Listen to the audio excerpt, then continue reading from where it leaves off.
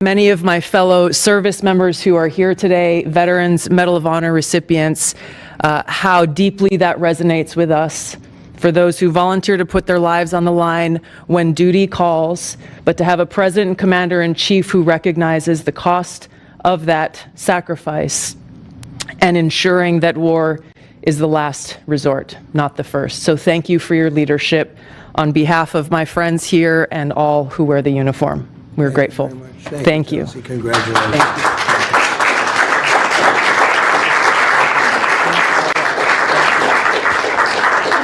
Thank you. And was a 2020 Democrat candidate for President of the United States.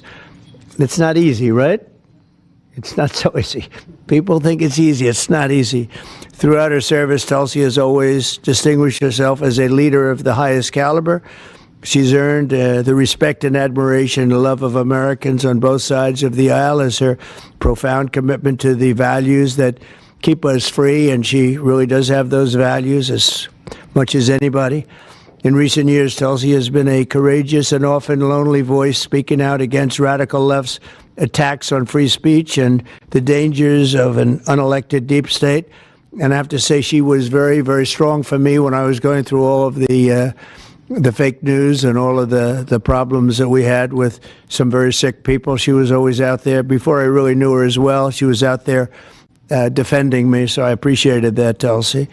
But the threat of a warmongering military-industrial complex and the weaponization of government and governmental people that go out and persecute, they like to persecute people that are innocent. Tulsi herself became a target of that weaponization when she was outrageously placed on a suspected terrorist watch list by the Biden regime. It's a very evil regime after criticizing their appalling abuses of power. And I'm confident that as director of the National Intelligence, Tulsi will work tirelessly to keep America safe.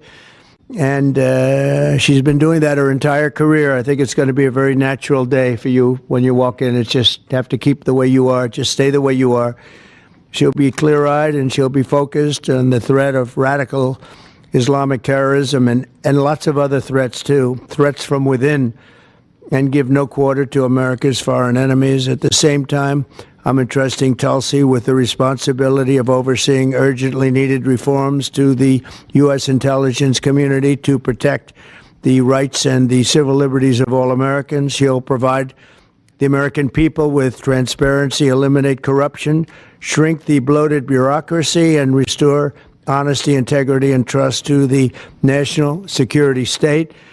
There's only one thing I can say, that there's nobody like her for this job. This was a very easy one for me. She was recommended by some of the top people in that world. It's a little world, you know, it's a little smart world.